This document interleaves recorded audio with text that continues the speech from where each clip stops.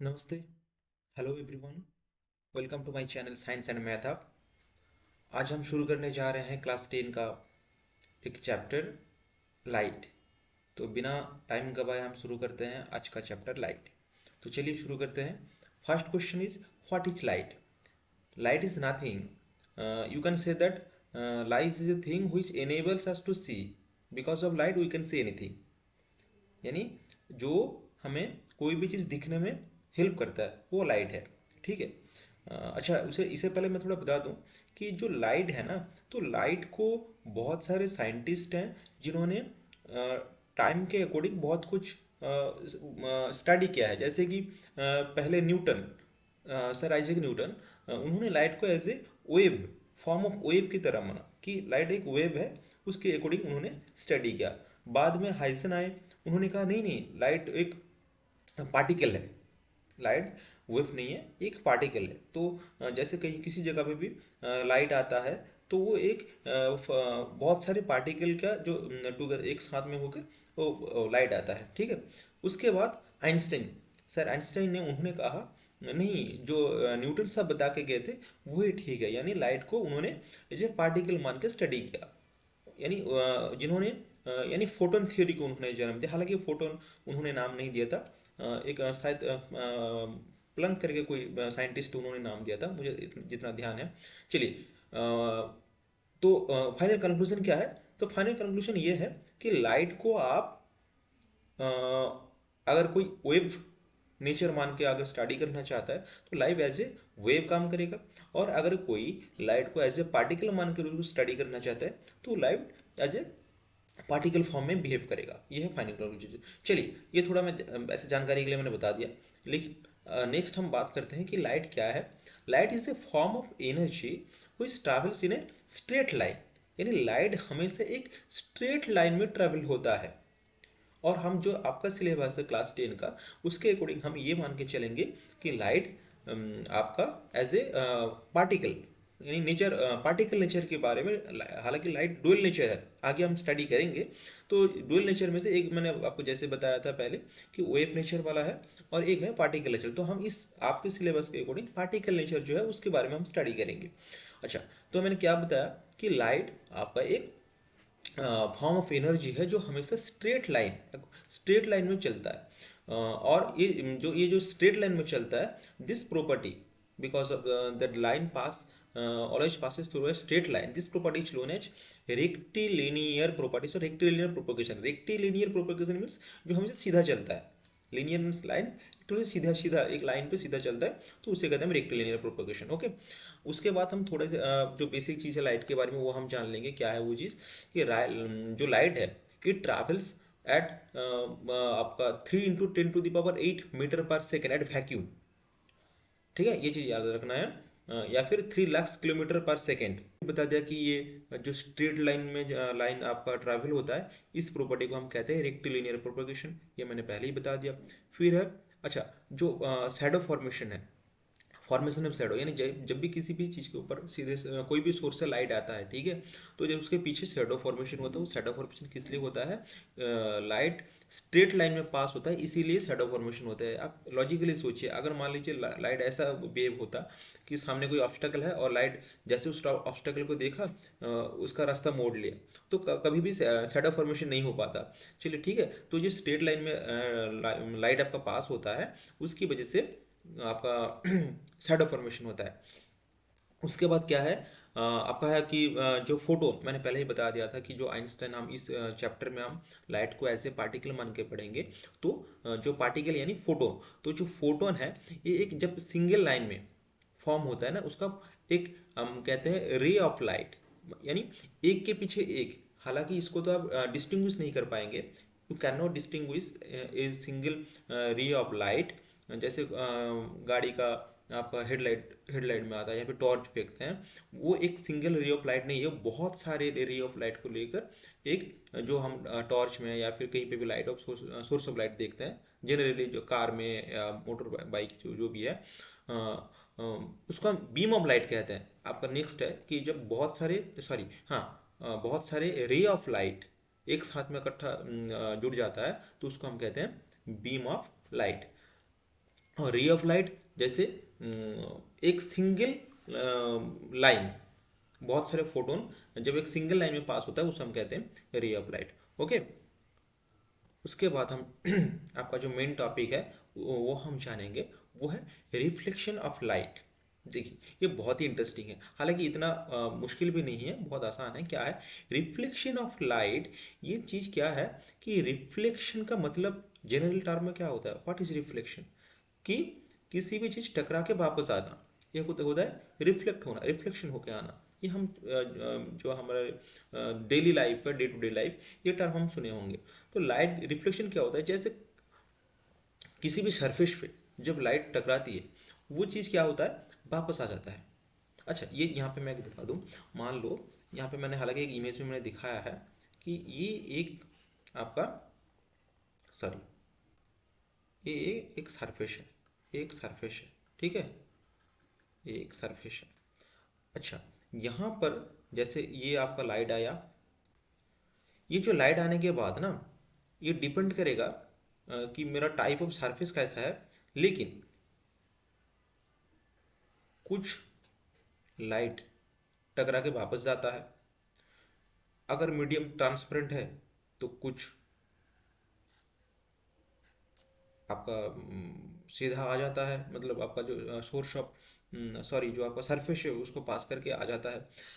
और कुछ heat of form में ना, यहाँ पे इस सरफेस में एब्जॉर्ब भी हो जाता है। क्या हो जाता है, एब्जॉर्ब हो जाता है। और ये आपका रिफ्लेक्ट, ये आपका रिफ्लेक्ट हो जाता है, ये आपका सीधा पास हो जाता है, पासिंग थ्रू द सरफेस, ठीक है। और ये आपका लाइट आता है। चलो ठीक है, तो ये चीज़ यहाँ पे एक मैं बता दूँ कि कोई भी ऐसा दुनिया में कोई भी सरफेस नहीं है जो 100% लाइट को पास कर देता है, या फिर 100% रिफ्लेक्ट कर देता है, या फिर 100% एब्जॉर्ब कर देता है। एब्सोल्यूट चीज़ कोई भी नहीं है। चलो इस चीज़ को थोड़ा ध्यान रख लेना। I will give some extra information, that is what is regular reflection, what is diffused reflection। Regular reflection क्या है, जब कोई प्लेन सरफेस या मिरर पे लाइट आपका रिफ्लेक्ट होता है तो एक दूसरे की पैरेलल लाइट रिफ्लेक्ट होता है, ठीक है, वो चीज़ होता है रेगुलर। और डिफ्यूज, अगर कोई रफ सरफेस है तो वहाँ पे लाइट, जैसे ही लाइट सोर्स से आकर उस रफ सरफेस पे लाइट टकराता है तो क्या होता है, लाइट बिखर जाता है, इधर उधर चला जाता है, it diffused. That's because it's this type of reflection is known as diffused reflection. मैं आगे एक इमेज में भी बता देता हूँ, ये जो आप देख पा रहे हैं यहाँ पे कि रेगुलर रिफ्लेक्शन पे यहाँ पर किस तरह से ये जो पैरेलल, ये सीधा आ रहा है और ये जा रहा है, एक दूसरे के पैरेलल है, जैसे आ रहा है ऐसे आ रहा है। ये आपका रेगुलर रिफ्लेक्शन और डिफ्यूज्ड, जैसे ये थोड़ा रफ सरफेस है, ये थोड़ा रफ सरफेस है, ये रफ सरफेस है, और जैसे ही आपका लाइट आया इधर उधर चला जाता है, ये होता है आपका रेगुलर रिफ्लेक्शन, डिफ्यूज रिफ्लेक्शन। अच्छा, एक चीज़ मैं यहाँ पे और एक बता दूँ कि जैसे देखिए लाइट, मान लेता हूँ मैं, ये एक आपका सरफेस है, ठीक है, और यहाँ से लाइट आ रहा है। लाइट आने के बाद क्या होता है, ये डिपेंड करता है सरफेस, टाइप ऑफ सरफेस कैसा है। लाइट आने के बाद क्या होता है ना, आपका अगर ट्रांसपेरेंट है ये थोड़ा पास हो जाएगा, और कुछ आपका रिफ्लेक्ट होकर वापस चला जाएगा। तो ये चीज़ है आपका लाइट। और कुछ चीज़ as a form of heat यहाँ पर एब्जॉर्ब हो जाता है इस सरफेस पे।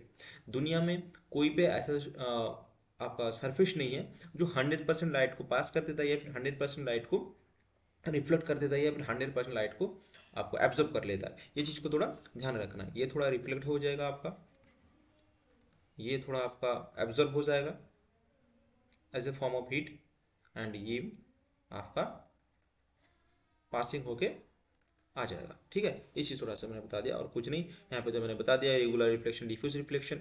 नेक्स्ट नेक्स्ट हम थोड़ा एक टॉपिक के बारे में जानेंगे। जैसे मैंने वहाँ पे रिफ्लेक्शन का बताया था ना, मैंने तो ऐसे हिंदी में बता दिया कि ये जो लाइन एक, सॉरी, लाइट एक मीडियम से आ रहा था, मीडियम से आया और आकर आपका सरफेस पे टकराया, वापस चला गया। लेकिन इनका जो आपका साइंटिफिक जो आपका टर्म है उसको जानना पड़ेगा, जो आपका एग्जाम में आएगा, या फिर आपको जो समझना है वो क्या है।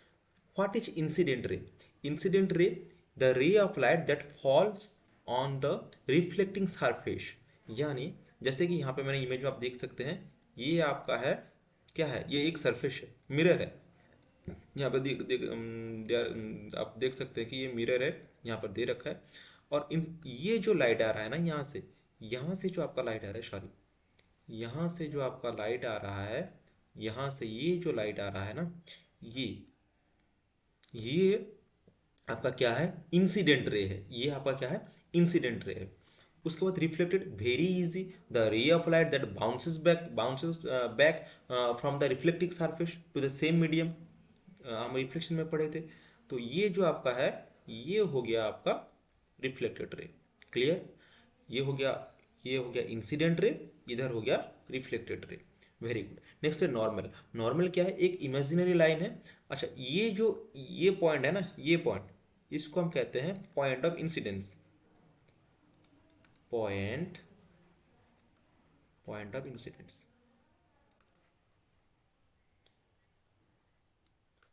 Point of incidence. अच्छा, ये जो पॉइंट ऑफ इंसिडेंस है, इस पॉइंट ऑफ इंसिडेंस पे क्या होता है आपका, एक इमेजिनरी लाइन हम इस सरफेस के अकॉर्डिंग ड्रॉ करते हैं, सॉरी परपेंडिकुलर ड्रॉ करते हैं। ये जो, इसे हम कहते हैं normal. The imaginary line drawn perpendicular to the reflecting surface at the point of incidence is known as, ये जो मैंने आपको बताया था ना पॉइंट, यानी जो आपका इंसिडेंट रे और रिफ्लेक्टेड रे जहाँ पर, सॉरी इंसिडेंट रे जहाँ पे अगर टकराता है, इस पॉइंट को हम कहते हैं point of incidence. I hope these things is clear. Now we move to the next part, that is laws of reflection. Very very important, and very easy also. That what is uh, very easy, that the first one is, there is two laws of reflection. First one is the incident ray, reflected ray, and the normal, all are lie in the same plane. And the second part is the angle of incidence is equal to the angle of reflection. मैंने क्या बताया कि same चीज वापस आ रहा है, यहाँ पे आप फिगर में भी देख सकते हो। ये जो इंसिडेंट रे, ये इंसिडेंट रे, ये आपका रिफ्लेक्शन रे, ठीक है। एंड ये नॉर्मल, ये चीज़ क्या होता है, हमने पहले भी मैंने आपको बता दिया ये नॉर्मल क्या है।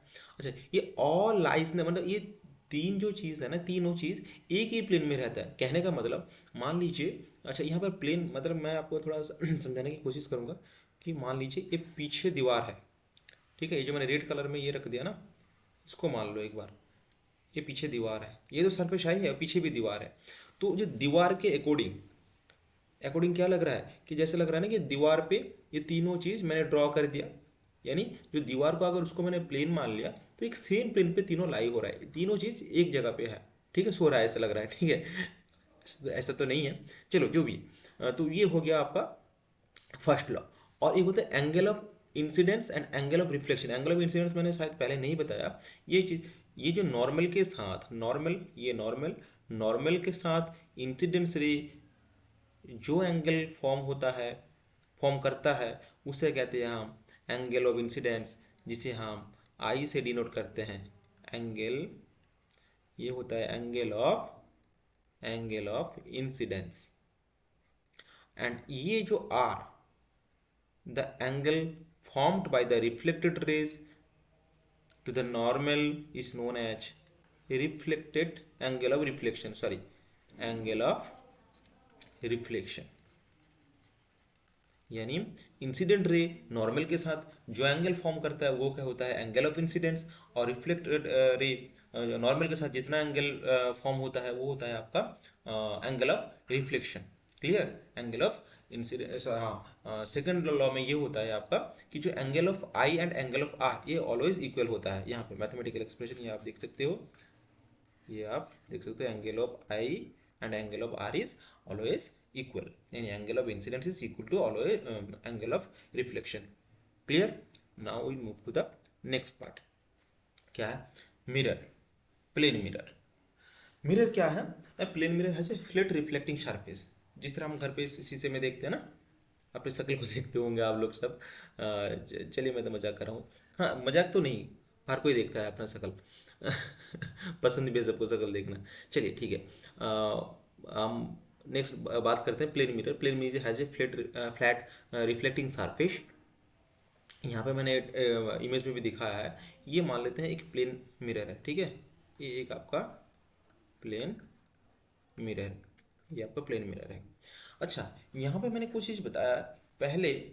यहाँ पे ये मैंने एक ऑब्जेक्ट रखा है, ये एक ऑब्जेक्ट है, ये ये एक ऑब्जेक्ट है, ठीक है, ये ऑब्जेक्ट है। अच्छा, मैं पहले ना एक बार यहाँ पर ड्रॉ कर लेता हूँ, शायद थोड़ा सा आसान हो समझने में। ये हम मान लेते हैं आपका क्या है, मिरर है, प्लेन मिरर। और यहाँ पे कहीं मैंने एक ऑब्जेक्ट रखा, ठीक है, ये मेरा ऑब्जेक्ट है। तो ये ऑब्जेक्ट, ये यहाँ से लाइट आया, यहाँ से लाइट आया और सीधा इस मिरर पे टकराया, और जैसे यहाँ से टकराया ये सीधा वापस गया। याद आ रहा है ना, रेगुलर रिफ्लेक्शन, डिफ्यूज रिफ्लेक्शन मैंने बताया था। तो ये सीधा आया, सीधा गया, यानी इसका जो एंगल आई है, यानी एंगल ऑफ इंसिडेंस, ये भी जीरो है, और एंगल आर है, ये भी जीरो है। क्यों? सीधा आया सीधा गया, angle of incidence zero, angle of reflection zero. ये चीज़ मैंने यहाँ पे दिखाया था। फिर से मैं मान लेता हूँ कि यहाँ से एक हमने लाइट, सॉरी, एक लाइट मैंने यहाँ से, कहाँ से, यहाँ से हमने, प्रेस हो गया क्या, सॉरी, यहाँ से हमने एक एंगल पे, यहाँ पे मैंने छोड़ा, ठीक है। तो जैसे एंगल पे मैंने छोड़ेगा क्या होगा, ये रिफ्लेक्ट हो जाएगा, सॉरी, ये यहाँ से रिफ्लेक्ट होगा। शायद दिक्कत हो रहा है पेन का थोड़ा, हाँ ठीक है, ये यहाँ से रिफ्लेक्ट होगा, ठीक है। This is angle of incident, sorry angle कह रहा हूँ, इंसिडेंट रे, और जैसे टकराने के बाद ये एंगल पे चला जाएगा। और ये मान लेता हूँ यहाँ पर है मेरा नॉर्मल, कहाँ पर, इधर, इधर है नॉर्मल। तो ये हो जाएगा आपका एंगल आई, एंड ये हो जाएगा आपका एंगल आर। थोड़ा सा समझ लेना, क्योंकि ये मैं इतना हैबिचुअट नहीं हूँ इस ड्राइंग में, ये आपका जो पेन टेबलेट है, ठीक है, हो जाएगा, धीरे धीरे हो जाएगा, ऐसा कोई इशू नहीं है। चलिए, हम ये आई है, ये आर है ये ये चीज़ मैंने यहाँ पे शो कराया है मैंने आपका। अच्छा, ये जो प्लेन मिरर में, तो यहाँ पर जो ये नॉर्मल है ना, ये नॉर्मल, कौन सा नॉर्मल, ये मैं यहाँ पे दिखा देता हूँ आप लोगों को, ये जो नॉर्मल है, नॉर्मल, हाँ, यहाँ से इंसिडेंट रे आया और इधर को रिफ्लेक्ट हो गया, ये रिफ्लेक्ट हो गया, ठीक, incident ray, reflection ray, i r, and this two will be same, i is equal to r, i is equal to r. चलिए, उसके बाद, अच्छा एक बात बताओ, ये जैसे ये लाइट आ रहा है ना, ये लाइट जा रहा है, क्या ये दोनों कभी भी आपस में मिलेगा क्या? कभी नहीं मिल सकता, क्योंकि ये आ रहा है, ये जाएगा। रियल दुनिया में, एक्चुअल में, इस साइड यानी मिरर की इस साइड जो रियल दुनिया है, यहाँ पर कभी भी इमेज फॉर्मेशन नहीं होगा। लेकिन कैसे होगा, अगर ये जो रिफ्लेक्शन रे है ना, इसको हम थोड़ा आगे पीछे की, सॉरी पीछे की तरफ बढ़ाएंगे, इसको हम ये पीछे की तरफ बढ़ाएंगे, हम पीछे की तरफ बढ़ाएंगे, और ये जो फर्स्ट आ रहा था आपका पैरेलल, जो आपका सीधा आ रहा था ना, इसको थोड़ा हम आगे पीछे की तरफ बढ़ाएंगे, इसको हम थोड़ा पीछे की तरफ बढ़ाएंगे, तो ये चीज़ मिट हो जाएगा, और यहाँ पर बनेगा आपका इमेज, यहाँ पर बनेगा आपका इमेज, आपका यहाँ पर बनेगा इमेज, और यहाँ ये हो गया मेरा ऑब्जेक्ट, ये हो गया मेरा ऑब्जेक्ट, ये हो गया इमेज, ये हो गया ऑब्जेक्ट। क्लियर, यहाँ तक क्लियर है? चलिए, अच्छा यहाँ पर कुछ मैं हम टार्म, ये नेचर ऑफ इमेज, यानी ये जो प्लेन मिरर पे जो इमेज बन रहा है मेरा, इसका नेचर क्या होगा। फर्स्ट आप देख सकते हैं, अच्छा यहाँ पे मैंने बता दूँ, ये जो ऑब्जेक्ट है ना, ऑब्जेक्ट से लेकर प्लेन का जो डिस्टेंस, इसको हम यू मानते हैं, और जो आपका इमेज, इमेज से लेकर आपका जो मिरर तक का डिस्टेंस, ये हो गया आपका वी, ये हो गया आपका वी, ये हो गया आपका यू।